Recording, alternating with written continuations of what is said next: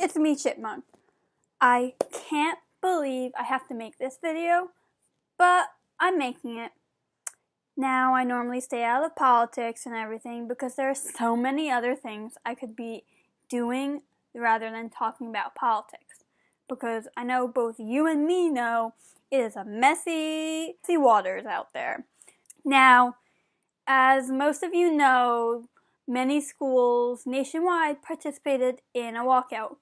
My school did as well. Now, I did not participate in this walkout, and it isn't like I was going to get in trouble. I had my sign all ready, and then they made the announcement, and I froze, and I have no idea why. My school was one of the few schools that actually had the administration itself organize the walkout. In the beginning, it was organized by the students, as many of the other walkouts were. But just these past few days, my school released this statement. Dear parents and guardians, you may be aware that Wednesday, March 14th, has been publicized as National Walkout Day in response to the school shooting in Florida. This event has surely captured the attention of the country, and many students are eager to get involved in the discourse.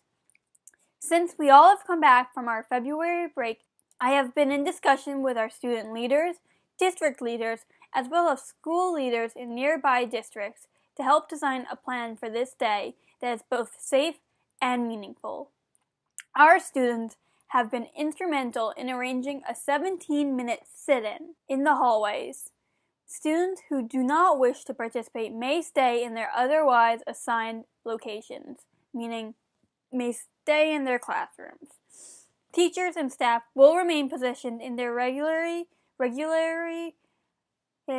assigned areas in order to be available to attend to the students who choose not to participate. We are working in coordination with our local police department to provide reasonable and appropriate safety measures during the demonstration. In order to ensure the safety of our building, visitors may not be permitted to enter the school from 9:45 to 10:30.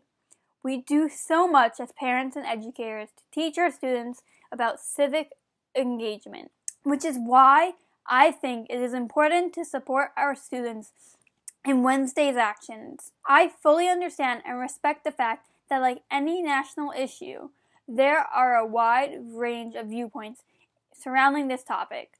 Our position as a school to support activity citizenship, school safety, and to pay tribute to those who were lost in this terrible tragedy. Now, the person that issued that was my principal.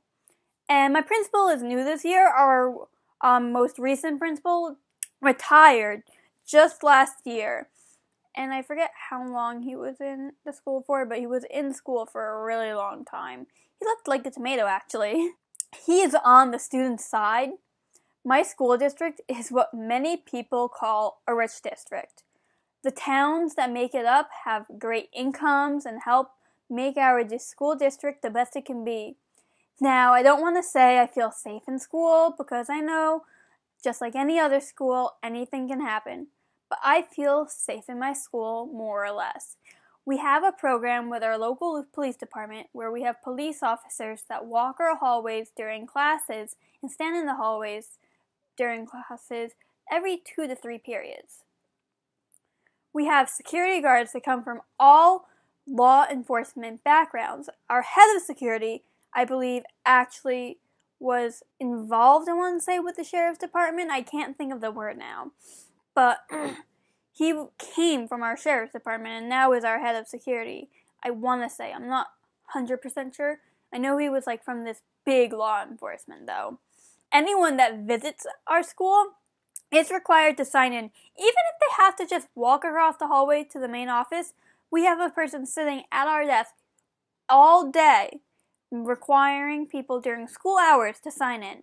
And even though I don't think this is helpful because any student and any teacher can be a danger, after school, students are required to swipe in with their IDs in order to get through the front doors, which, again, I think it's stupid because it's really annoying to the students and none of us understands how it benefits us. And we have an excellent security system, security cameras in every hallway watching your every move, which sounds absolutely creepy, but trust me, it isn't. And our school also requires us to have our IDs on us at all time. And we have to use our IDs to swipe in everywhere. You have to use the bathroom? Swipe in. You need to buy something? You can pay with cash, or you have to use your ID because we have barcodes. Don't know how to segue this, but here is a clip from my school during our walkout. There isn't always a proven roadmap for change. Within our own school community, we have people with a wide variety of opinions about political and social issues. But this should not mean that we avoid discussing topics that impact our lives. The more we engage in public discourse, the more we learn. We learn how to respectfully disagree with others. We hear ideas and perspectives that may be new to us. We find common ground that unites us as citizens of one country, one state, and one school. I thank you all for taking the time today to acknowledge those who were lost on February 14th, and I thank you for being part of our ongoing discussion about who we are and what we believe. I encourage you to continue the dialogue. At this point, I ask that everyone return to their fourth period class and resume your school day. Thank you, and have a great day. So the person that is speaking is my principal. And I'm sorry, during the walkout, I completely didn't think about recording it until the end. That's all I could get. It was towards the end of his message. We had kids just reading off everyone, like a little brief summary of everyone that had passed away in the shooting. So, and this is why I put the disclaimer in the beginning about politics. I'm going to tell you a little bit of how I stand, and before you get angry at me and blow up my whole comment section, just hear me out. And if you don't hear me out, I will gladly just have a polite conversation with you and we can talk about our differences as human beings. So just hear me out. Last year, my U.S. history teacher told me this fact. The Constitution was meant to change every 22 years. Jefferson himself said that. He felt that we shouldn't be following 100-year-old rules like we did in England, but that we should be following and changing the rules with every incoming generation. It is my right as a student to get an education just like it is your right to own a gun. But I do feel we should make these laws stricter than they already are. We have to take a test to get our licenses. We study really hard, have to go through a rigorous process where we have to have so many points of ID and just to get that license. And I know you're gonna say, but getting your license is like a privilege. Yes, but this is segueing into something. Trust me. I think we should have a system put in place like that.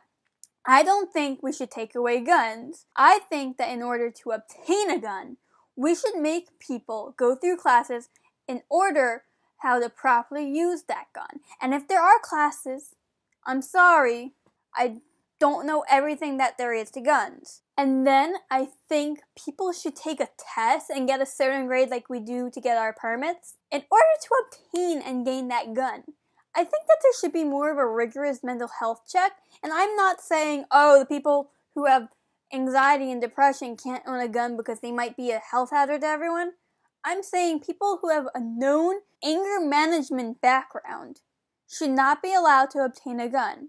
We should sit down with the people in charge and the NRA, not on national television, where we can get a bit overheated, but in a private meeting where we can both talk face to face and solve this issue. Because while people might get heated in a face-to-face private meeting, it's better than broadcasting it everywhere. Sadly, the few ruin it for the many.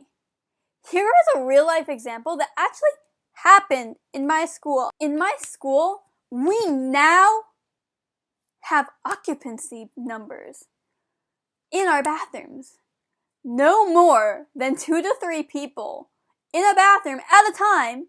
They have teachers sitting outside of the bathrooms to make sure we follow that limit. And why do you ask we have this limit? Some kids in my school vape. They ruin something like the bathroom for the rest of us that follow the rules because they wanted to be cool. Those few people that do these heinous crimes, such as school shootings, ruin the rights and privileges for all those who follow the law.